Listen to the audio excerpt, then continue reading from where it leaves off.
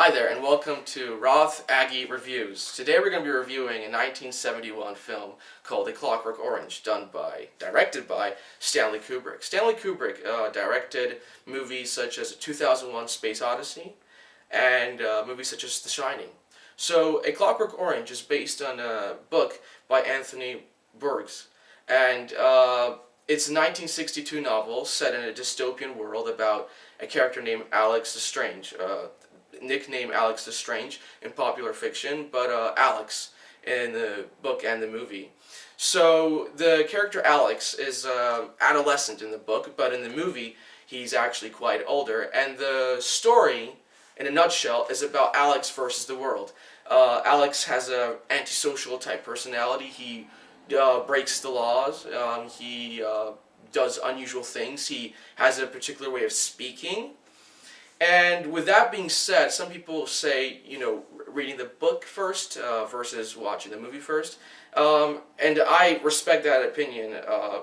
With younger people or people that are, who are not familiar with unusual writing, like in the book, I would say that actually watching the movie first would be better than reading the book first, because by watching the movie you really understand the kind of language, the pronunciation, where the words fit and what the words mean.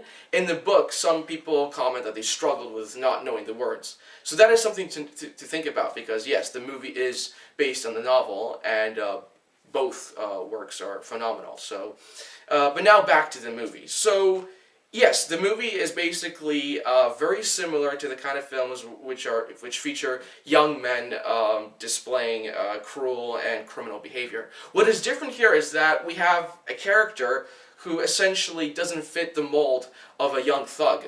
Alex is a young man who's very much into classical music, and the kind of places he goes to, or the settings of his room and the way they're made, the way the architecture is done in the film, really kind of makes it look not like he's a thug, but actually like he's maybe a socialite of a sort. And he speaks like one, and he has a very boyish look. He's soft-spoken. He refers to people in authority as sir. And with all that, it is very interesting to see him do these, very malicious and horrifying acts. Acts such as, sexual violence, theft, murder. And murder is the one that eventually gets him caught and gets him institutionalized. Now, with this being said, this is where we talk about the cast. So Malcolm McDowell is the man, the actor who plays Alex. And there's one thing that should be mentioned right off the top about Malcolm McDowell. What a wonderful and talented actor he is. I mean, in this role, there's a scene where Alex undergoes this therapy, which is supposed to make him a good person again. So essentially, when he's in jail, or the asylum, or whatever people call it, he's being trained to do good things, and one experiment is where they put these little things over his eyes that make his eyes like wide open, and they put drops and things in it. But here comes the thing about Malcolm McDowell. There was actually a sort of a warning that kind of thing during the filming could actually make Malcolm McDowell blind, and some actors would really not be comfortable with that, because God forbid, what if there's a mistake on the film crew or the film set? But Malcolm really, was brave, and he did it, and that's another example of a really good actor, good acting, and trust with the cast and crew. That is something very important in filmmaking, and it really reflects the crew, the acting, and it's a definition of a good ensemble. So the film, goes down into, the changes of Alex, and Alex eventually comes out of prison as a changed man, reformed, no longer violent and abusive sexually. But the thing is, he may still have the impulses, but the thing is, he can't do them.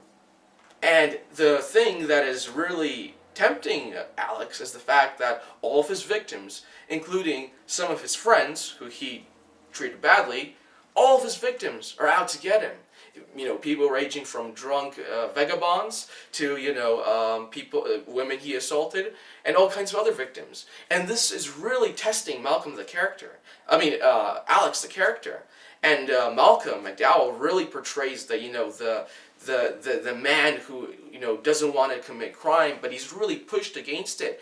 All these things leading Alex into a very strange and concerning state of mind, ultimately almost leading him to suicide.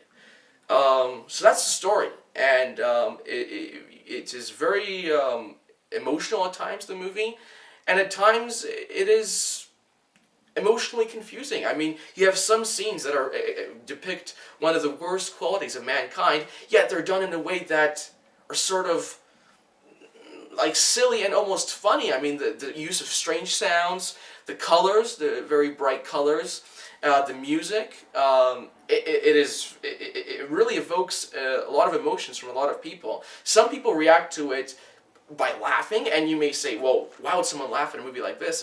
And the answer is because the characters are essentially looking like goofy teenage, you know, kids, but they're doing such monstrous things, so it confuses people. So if someone giggles, that might just be a reaction of confusion. Now, another thing for this movie is that if you happen to like art house films, if you happen to love classical music, if you happen to love Stanley Kubrick's movies, then this definitely is a film for you. The movie has a beautiful soundtrack, it has a great cinematography all the way through. The acting, as I mentioned before, is great, directing is great, screenplay is great.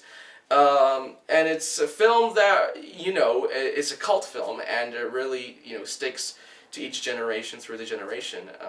Now, it's important to understand this movie that it's not just a shock film. It's not just meant to shock people. There's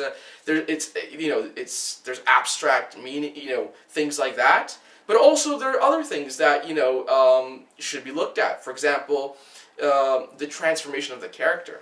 I feel that this movies like these often are just treated like, I want to see a shocking film, and this may be it. And yeah, maybe if you're looking for a quick thrill, then yes, but if you really want to understand films, and really, you know, learn something from films, you have to dig a bit deeper. And I'm not trying to, you know, teach people here about how to watch films, but I feel that with this kind of film, it would just be sad to just do it, watch it, and just have a quick thrill. I feel a lot of people can learn a lot from this film, and especially if you're into filmmaking, there's a lot of things you can learn. And there's plenty of interviews about the cast and crew, and the director interviews and things like that. So this film offers a lot of things for all kinds of people with all kinds of ambitions and opinions. So I would say check it out. Again, it's A Clockwork Orange, 1971, by Stanley Kubrick. And I hope you like this review, and hope to see you guys soon. Bye-bye.